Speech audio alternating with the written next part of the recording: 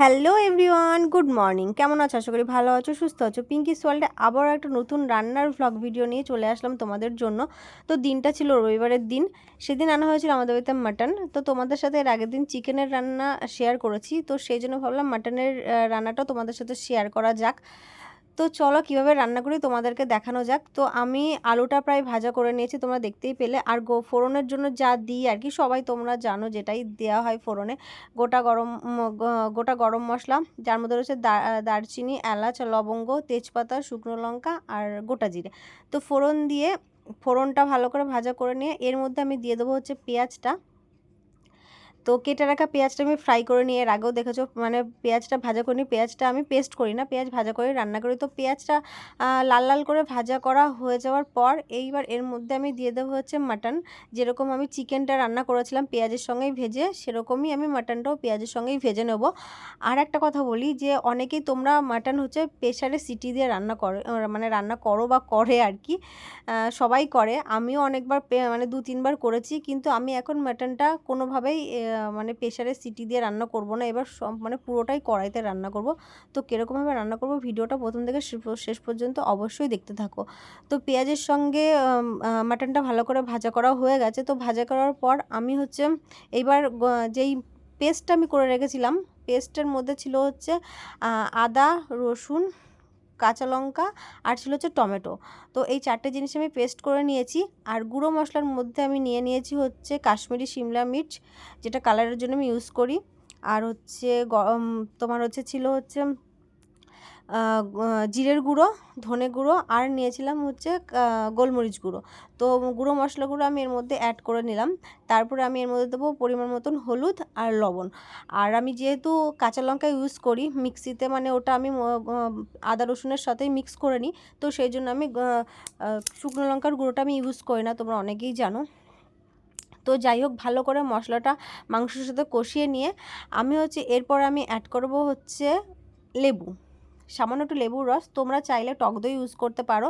আমি টক দই, যেহেতু টক দই ছিল না, তো সেই জন্য আমি পাতিলেবুও ছিল না, সেই জন্য আমি গন্ধরাজ লেবু ছিল, তো সেই জন্য গন্ধরাজ লেবুটা আমি অ্যাড করেছি এর মধ্যে। পরিমাণ মতো লেবুটা তোমরা ইউজ করবে, চাইলে টক দইটাও ইউজ করতে পারো। তো লেবু দিলে বা টক দই দিলে দারুণ মানে টেস্ট হয় আর কি।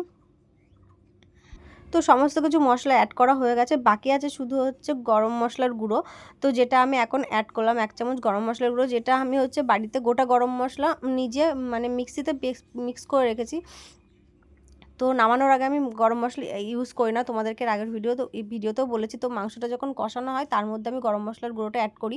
তো মাংস খানিকটা প্রায় কষানো হয়ে গেছে। তো এরপরে আমি দিয়ে দেবো ভেজে রাখা আলুগুলো।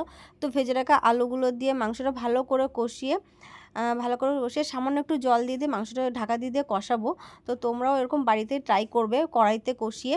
তোমরা যেটা প্রেশার কুকারে মানে মাটন রান্না করো, তো তোমাদেরকে একটা অ্যাডভাইস দেবো, আমি যেরকমভাবে মাটনটা রান্না করলাম, তোমরা লাস্টে গিয়ে দেখতে পারবে মাংসটা কতটা গলে যাবে।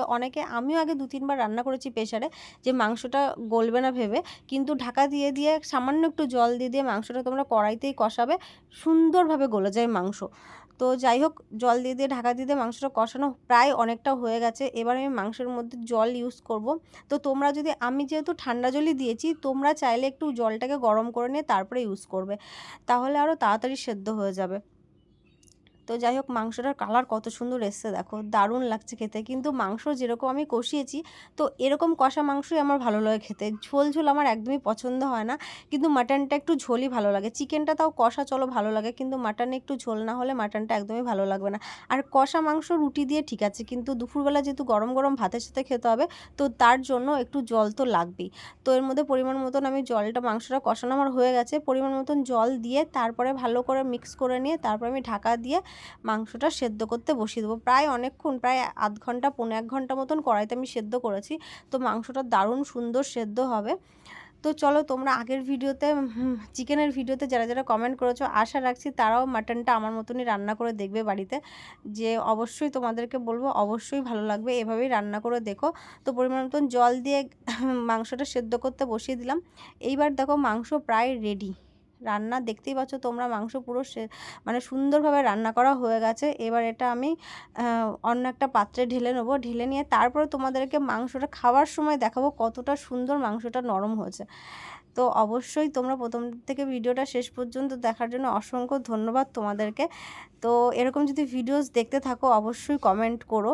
আবারও নতুন নতুন রান্নার ভিডিও তোমাদের জন্য অবশ্যই নিয়ে আসবো। তো দেখতে পাচ্ছ মাংসটা কত সুন্দর সেদ্ধ হয়ে গেছে, হাত দিলেই ছিঁড়ে যাচ্ছে। তো চলো আজকের মতন টাটা, দেখা হবে আবার একটা নতুন ভিডিওর সঙ্গে। Bye bye.